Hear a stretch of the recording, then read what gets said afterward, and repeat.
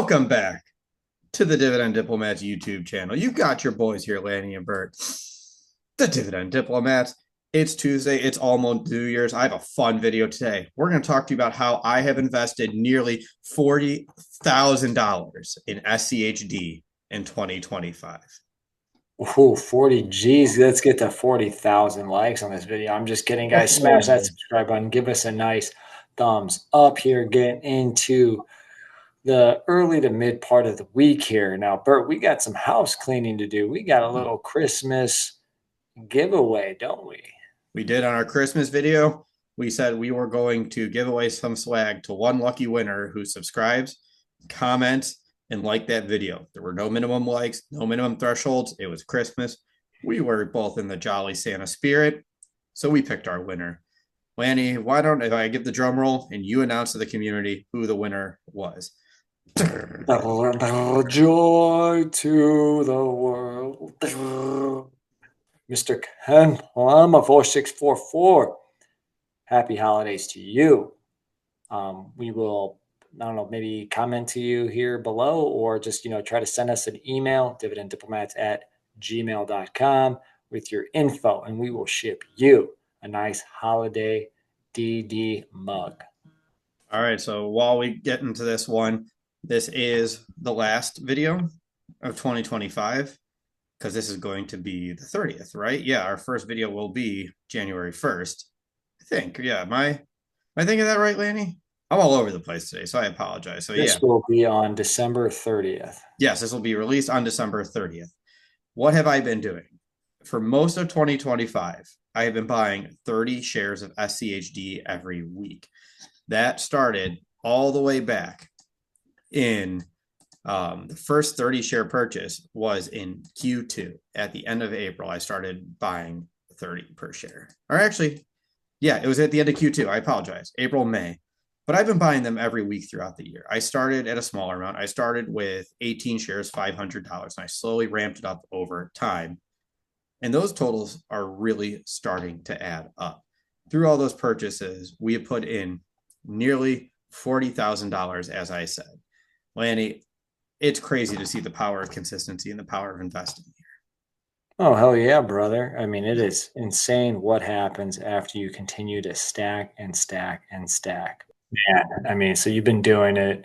This year was huge. You were doing 30 shares a week for the most part of this year. Bert, gosh, hitting these tens of thousands of dollars being invested into one single ETF. And this single ETF is quite literally paying a significant amount of your monthly bills right now. That's right. So in totality, this year we purchased 1,400 shares of SCHD, not factoring in this last purchase that was made in between the time we recorded this video on Sunday and when it was released. We still have one more of 30 to go. One more week. Yeah, we invested 37,804. So the total will be over 38,500 at an average cost basis of $26.99. The current market value on our 2025 purchases is $38,570. So we're up 2% because we've been averaging up along the way. So, but as the stock has done it, and year to date, SCHD is flat. So that pretty much tracks with the performance that we've seen with SCHD. Yeah. But Bert, it's not just about the market value. It's about the passive income. It's about the forward dividend income that you are getting from SCHD that is growing. It grew about 6% this year. Yeah. Your dividend income that you added was $1,471. Yeah. Just added income. Yeah. And the YAC is about 3.9% considering on that average purchase price, which isn't that much of a difference.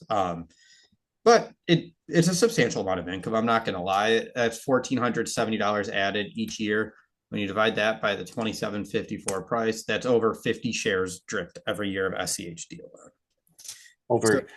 Over 12, again, just a ton of shares being dripped every single quarter, bottom line. Yeah, so I'm going to put up the quarterly chart here to show. I split this up to show how much we purchased, the average cost basis of each little quarterly tranche that we put into here. And when you compare that to the year-to-date stock price of SCHD, it makes a lot of sense why I did what I did. From a year-to-date stock price perspective, SCHD started in the high 27s. I mean, the low 27 jumped up, almost hit $29 per share through March. They had their annual reconstitution. Tariffs hit. The economy kind of got shaken upside down. Their reconstitution was heavy in pharmaceuticals and a lot of laggard companies. So the stock price remained depressed for a while. It even dipped below 25 in April, recovering to as high as 28 in September, and now in the high 27s at the end of the year.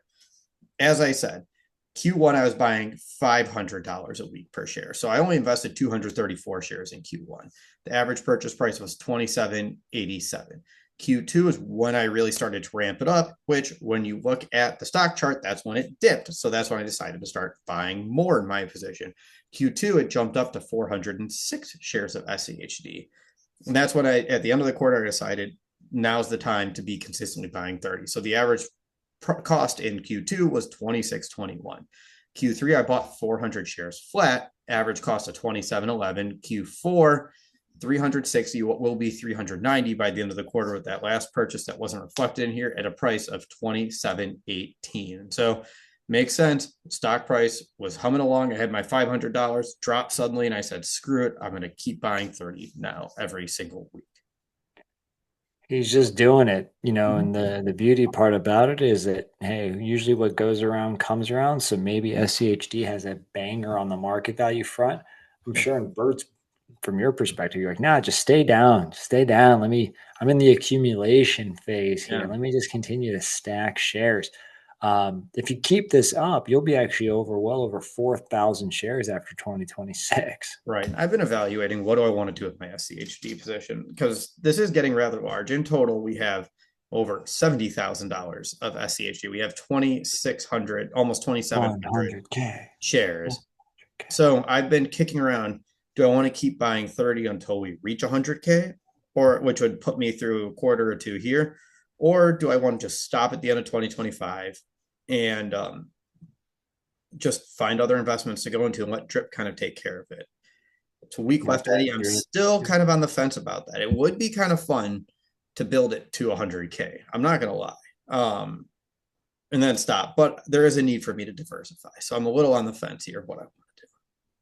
Well, either which way, you've got a good foundation position here. I mean, this thing is going to continue to grow on its own. I mean, even with like a modest, 5% year, you're adding quite a bit more to the market value. And if there continues to be a better dividend growth year going forward, if it's in the 7 to 10% range, I mean, that income that you're getting, which is about 2,800 overall, again, which is huge, is already looking like it's going to be over $3,000. Yeah, so I'm really on the fence. I don't know. It's good situation to be in. Yeah, I could stop. I could start again. There's really no answer. Right, cover calls on this mother effer on 20. There really aren't that many great covered calls on it. Like when we've looked at it with SCHD before, there's really not much to me where it's not worth the prospect of losing and taking a tax hit in some of those tranches.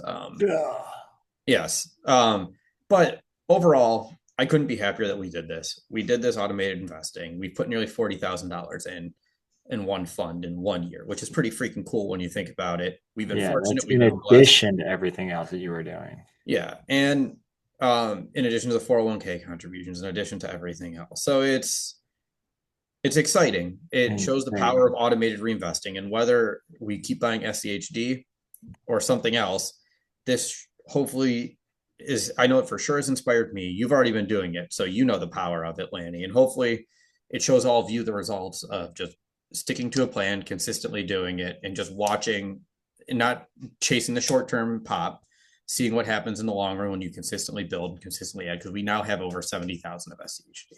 Yeah. Again, VYM had some lower years in 2020, maybe 2021, but fast forward to 2025, I'm just pulling up their chart now because you never know what's going to roar. Obviously, like Broadcom is a big culprit of it, but up 13-14% this year for VYM. So you could have one of those banger of years and then add $10,000 to $15,000 of market value. They could crush this next reconstitution. They've had a few laggards. They could make some moves that work in there. You can Q1. You can see a big swing in pharmaceuticals that's going to shift the price up because they're heavy in those. There's a lot that can happen, and now you have the power of a large position and large dividends to capitalize from it. So guys, let us know, what did you do and what are you doing with your SCHD position? What should Bert and his wife do with their weekly buying of 30 shares every single week? Should they continue? Should they reposition what ETF or stock they should be buying with those funds? Should he be buying Amazon stock now that they're lagging and maybe they're set to pop next year? Should he go into FDVV, the higher dividend growth, dividend yield ETF? Guys, let us know in those comments. If you haven't already, everybody, subscribe to the channel. Give this video a thumbs up. Remember, you're either with us or you're against us, Jack. Bert and Lanny from the DD, over and out.